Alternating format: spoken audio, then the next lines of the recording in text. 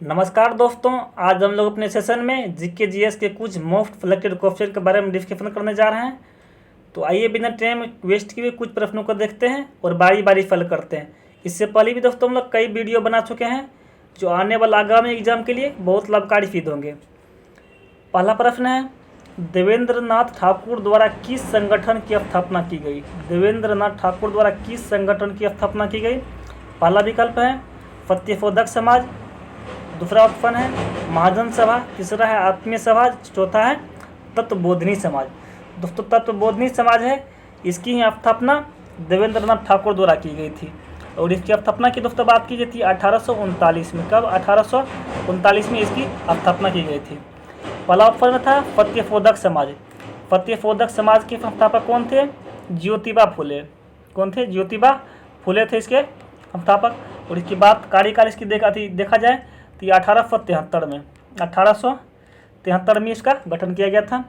और अगर आत्मीय समाज की दोस्तों बात की जाए तो ये आत्मीय समाज का राजा राम मोहन राय, राजा राम मोहन के द्वारा 1815 में किया गया था। तो इस पर हम लोग का आंसर क्या है? डी सही है, तत्वबोधिनी समाज। अगला क्वेश्चन देखते हैं। अगला क्वेश्चन है, निम्नलिखित कॉलेज में से सर्वप्रथम किस की स्थापना हुई थी? निम्नलिखित कॉलेज में से सर्वप्रथम किस की स्थापना हुई थी? पहला ऑप्शन है हिंदू कॉलेज कोलकाता, दूसरा ऑप्शन है दिल्ली कॉलेज, तीसरा है मेयो कॉलेज, चौथा है मुस्लिम एंग्लो ओरिएंटल कॉलेज। तो दोस्तों सबसे पहले अगर देखा जाए, अगर हिंदू कॉलेज की बात की जाए दोस्तों तो ये 1817 में इसका बना था। 1817 में इसका स्थापना हुआ था। अगर दिल्ली कॉलेज की दोस्तों बात की जाए तो दिल्ली कॉलेज 1824 में बना था। और मेयो कॉलेज की दोस्तों बात की जाए तो मेयो कॉलेज 1875 में बना था। 1875 में बना था। अगर मुस्लिम एंग्लो ओरिएंटल कॉलेज की बात की जाए तो ये दोस्तों ये भी 1875 में ही ये भी बना था। अब देखिए सबसे पहले किसका स्थापना हुआ था दोस्तों? ये कोलकाता जो था, ये हिंदू कॉलेज कोलकाता, इसी की स्थापना हुआ था 1817 में। बाद बाकी सब तो 1824, 1875 में सबका स्थापना हुआ था। अगला प्रश्न देखते हैं। अगला प्रश्न है, वायुमंडल के मध्य मंडल किन दो मंडलों के बीच पाया जाता है? वायुमंडल के मध्य मंडल यहाँ लिखा हुआ किस दो मंडलों के बीच पाया जाता है? दोस्तों वायुमंडल के अगर मंडलों की बात की जाए तो ये 5 भागों में विभाजित किया है। अगर पहला को देखा जाए, पहला क्या है दोस्तों? पहला क्षोभ मंडल। पहला क्या है? क्षोभ। दूसरा क्या है? समताप। और तीसरा को क्या है? मध्य मंडल। तीसरा क्या है? मध्य मंडल। और चौथा कौन सा है?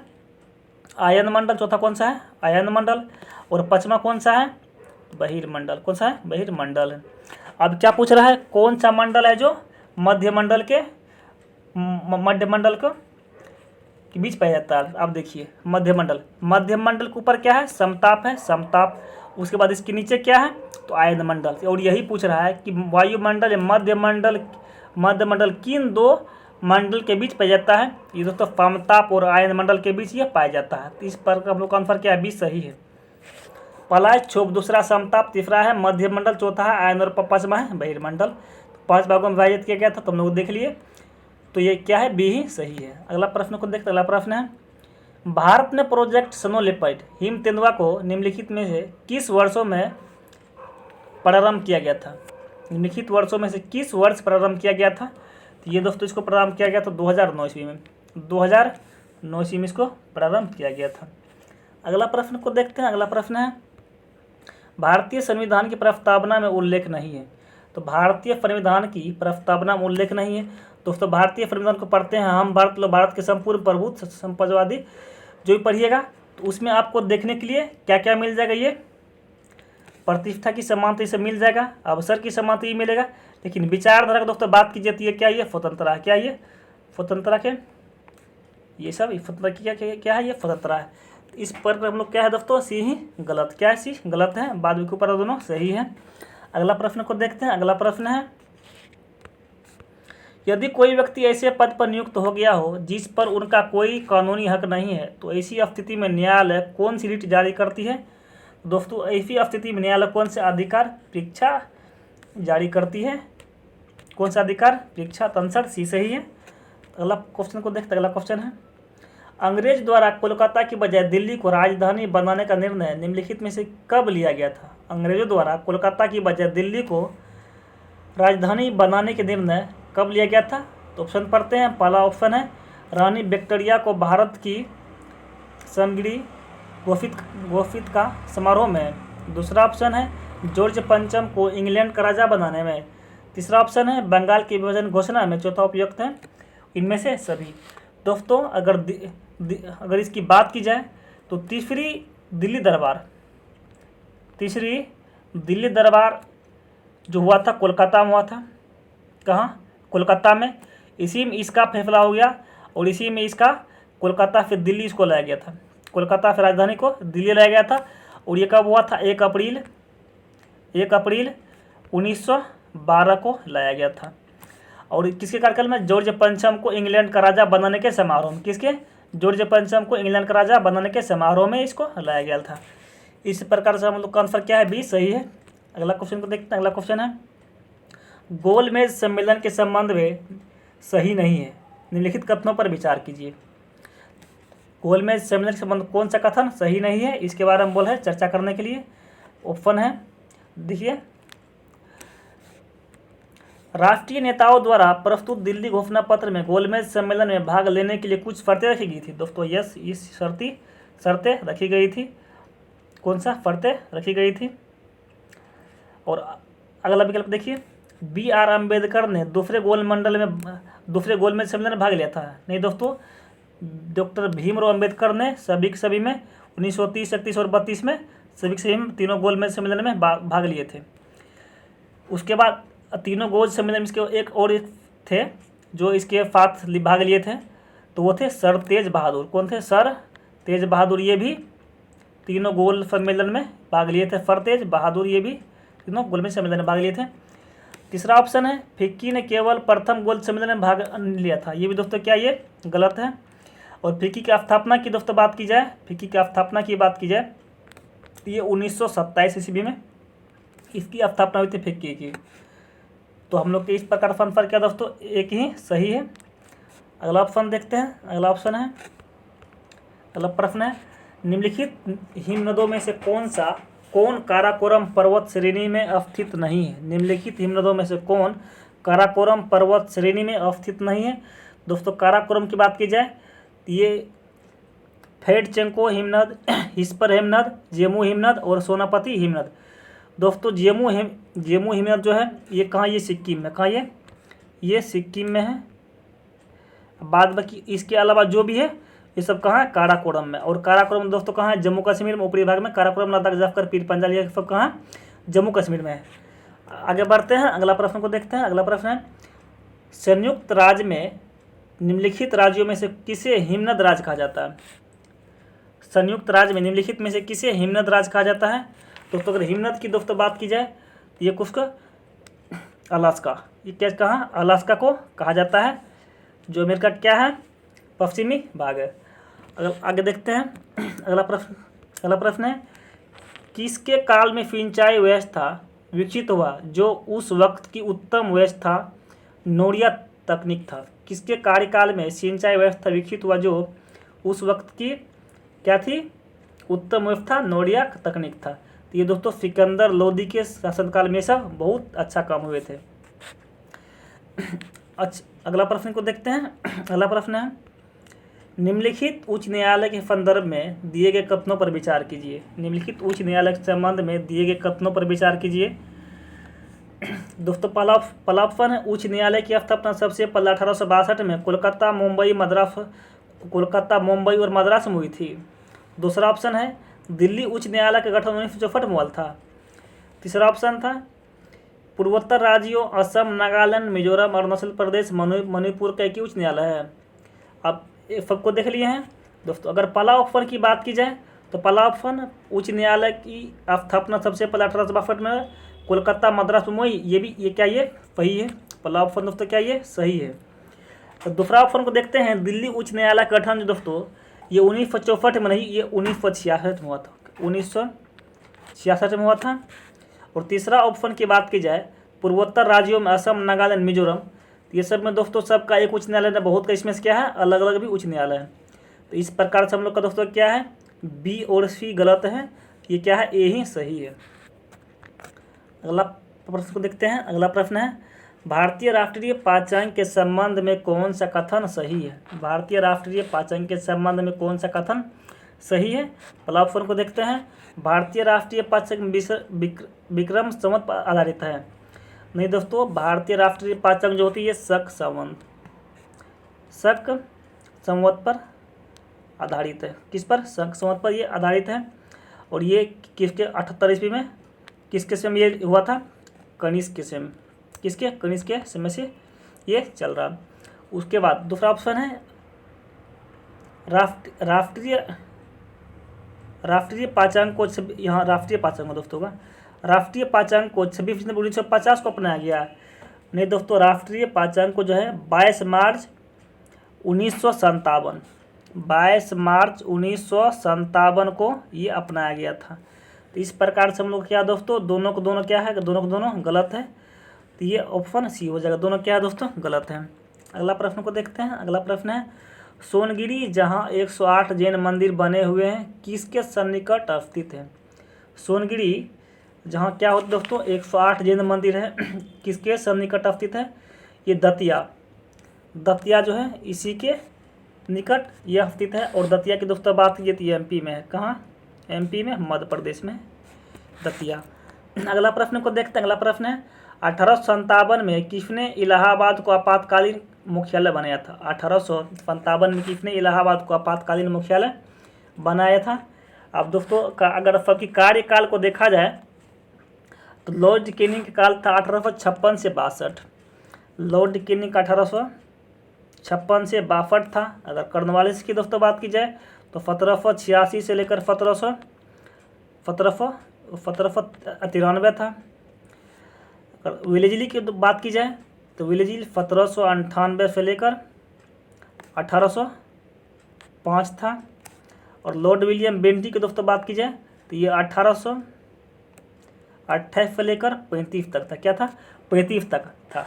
और दोस्तों यह 1857 की बात की जाए तो 1857 में किसके कार्यकाल होगा? ये कैनिंग का होगा। किसका होगा? कैनिंग का होगा। तो इस प्रकार से हम लोग का क्या आंसर यही सही है। कैनिंग के काल में इलाहाबाद में क्या हुआ था? आपातकालीन राजधानी मुख्यालय बनाया गया था। अगला प्रश्न को देखते हैं। अगला प्रश्न है, निम्नलिखित में से किस भाषा में दी इंडियन ओपिनियन पत्र नहीं छपा जाता था? निम्नलिखित में से किस भाषा में दी इंडियन ओपिनियन पत्र नहीं छपा जाता था? तो ये दोस्तों उर्दू भाषा को नहीं छपा जाता। किसको? उर्दू भाषा को नहीं छपा जाता था। अगला प्रश्न है, निम्नलिखित भारतीय द्वीपों में कौन सा देश भारत एवं श्रीलंका के मध्य है? निम्नलिखित भारतीय द्वीपों में निम्नलिखित में कौन सा द्वीपों में से कौन सा भारत एवं श्रीलंका के मध्य है? तो दोस्तों को पहला एलिफेंटा, दूसरा कौन सा है? निकोबार, तीसरा है रामेश्वरम और चौथा है लक्षद्वीप। ये दोस्तों रामेश्वरम जो है ये क्या है? यही अवस्थित है, यही द्वीप अवस्थित है। आज हम मैप लगाए नहीं है, टाइम कम बचा था। अगले दिन सब मैप भी लगा दिया करेंगे ताकि समस्या नहीं हो देखने में एक चित्र को। अगला प्रश्न को देखते हैं, उत्तर प्रदेश और मध्य प्रदेश राज्य में संयुक्त राजघाट नदी घाटी परियोजना लागू की गई थी। उत्तर प्रदेश और मध्य प्रदेश राज्य में संयुक्त राजघाट नदी घाटी परियोजना लागू हुई थी। ये दोस्तों किस पर? बेतवा नदी। किस पर? बेतवा नदी पर ये लागू की गई थी, बेतवा नदी पर। अगला प्रश्न को देखते हैं। अगला प्रश्न है, निम्नलिखित युग्मों में से कौन सा सुमेलित नहीं है? निम्नलिखित युग्मों में से कौन सा सुमेलित नहीं है? तो पहला ऑप्शन है डीजल लोकोमोटिव वर्क, ये वाराणसी में है। तो ये सही है। क्या है? सही है। डीजल लोकोमोटिव वर्क कहाँ? वाराणसी में है। इंडियन टेलीफोन इंडस्ट्रीज, ये भी क्या है दोस्तों? ये रायबरेली, ये भी सही है। भारत इलेक्ट्रॉनिक लिमिटेड, ये दोस्तों नोएडा नहीं होगा, ये क्या होगा? बेंगलुरु में है। क्या है? बेंगलुरु में।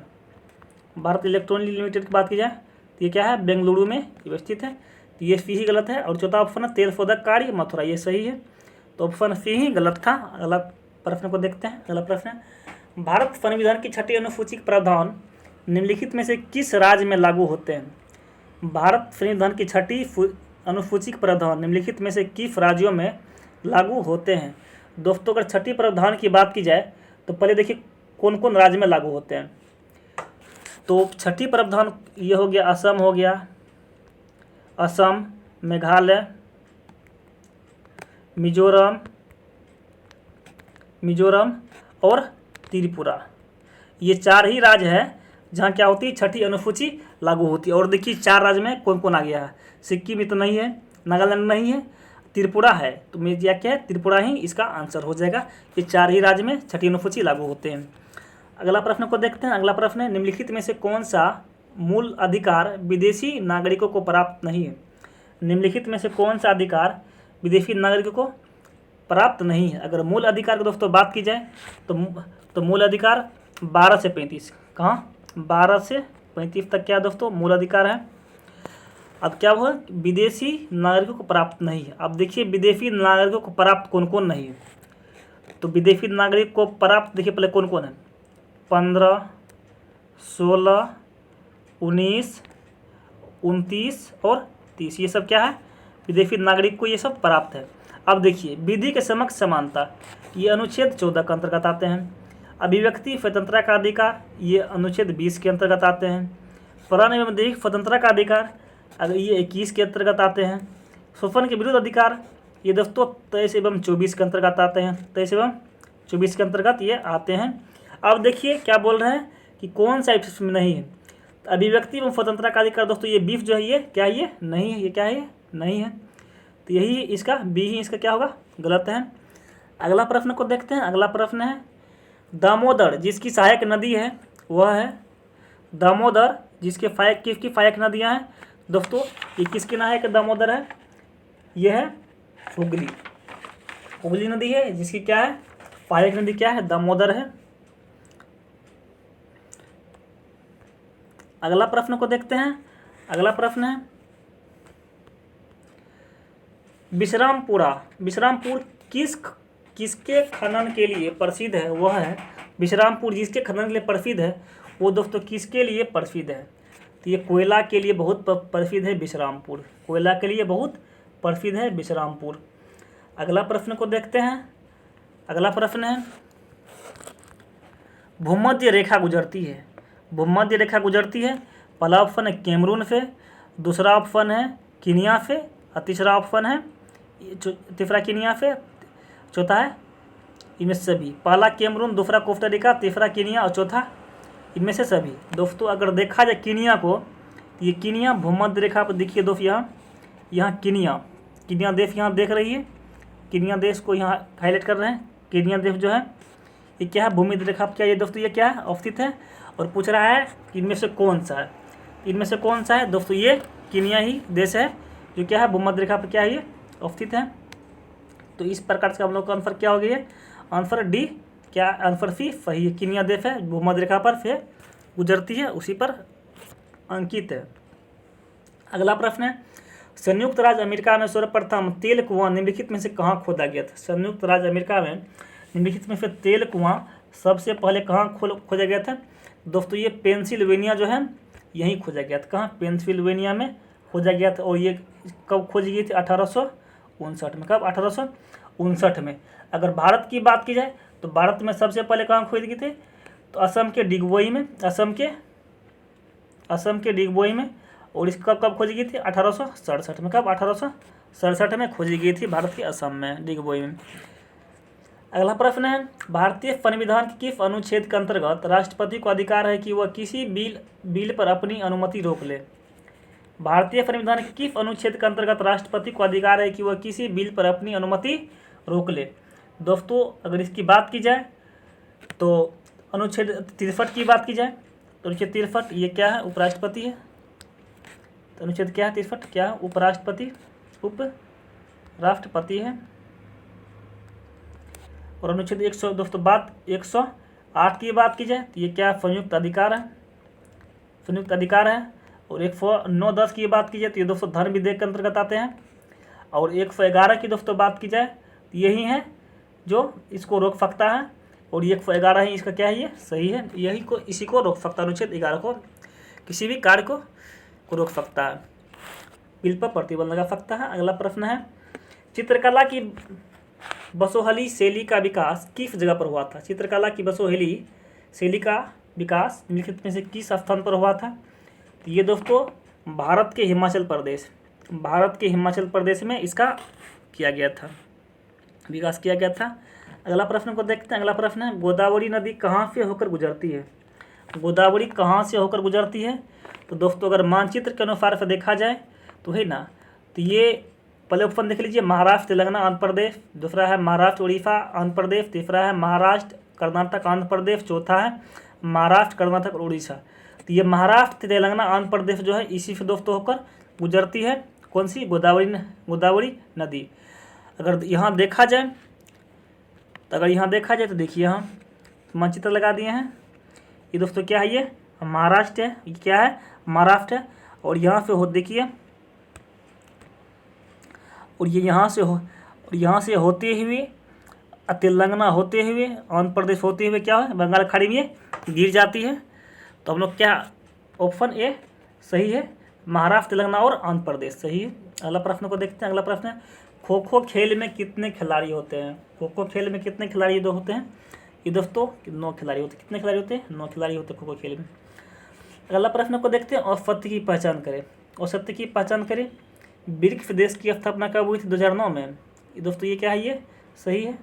WTO वर्ल्ड हेल्थ WTO इसकी दोस्तों किसकी? 1995। आसियाना की दोस्तों बात की जाए तो आसियान 1967 भी सही है। अगर ओपेक की दोस्तों बात की जाए तो ये 1961 नहीं 1960 में ओपेक।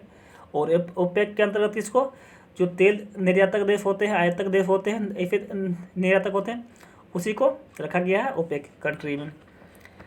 अगला प्रश्न को देखते हैं। अगला प्रश्न है K2 के बाद भारत में निम्नलिखित में से कौन से द्वितीयक सर्वोच्च पर्वत है?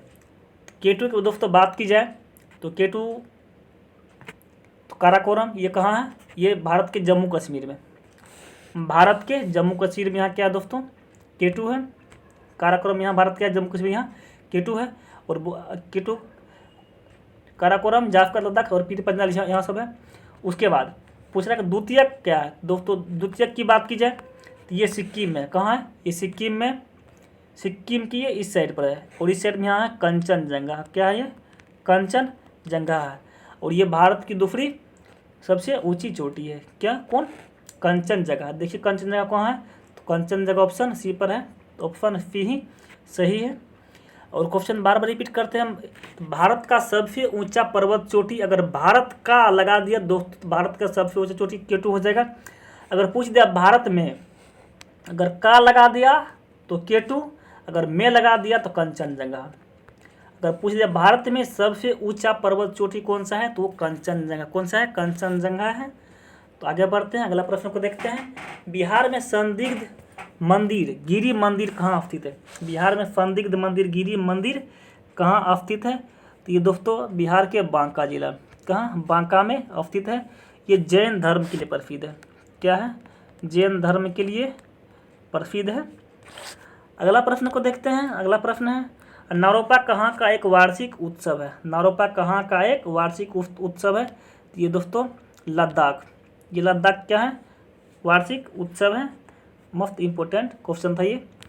अगला प्रश्न को देखते हैं। अगला प्रश्न है राष्ट्रीय महिला आयोग का गठन किया गया। राष्ट्रीय आयोग महिला की गठन किया गया तो ये 1992। अगर उसकी पारित की बात की जाए तो ये दोस्तों पारित कब हुई थी? 1990 में पारित हुई। और इसका गठन कब हुआ? 1992 में हुआ। 1990 में इसका पारित हुआ और गठन कब हुआ? 1992 में गठन हुआ। अगला क्वेश्चन को देखते हैं। किस राज्य में अट्टुक्कल पोंगला उत्सव मनाया जाता है? अट्टुक्कल पोंगला उत्सव की दोस्तों बात की जाती है भारत के केरल में। कहाँ? केरल में मनाया जाता है। तो दोस्तों आज हम लोग अपने सेशन में 35 क्वेश्चन का डिस्कशन किए। उम्मीद है कि आप लोग को अच्छा लगा होगा। तो ठीक है, हम लोग फिर मिलते हैं अगला सेशन में। Thank you very much. Have a nice day.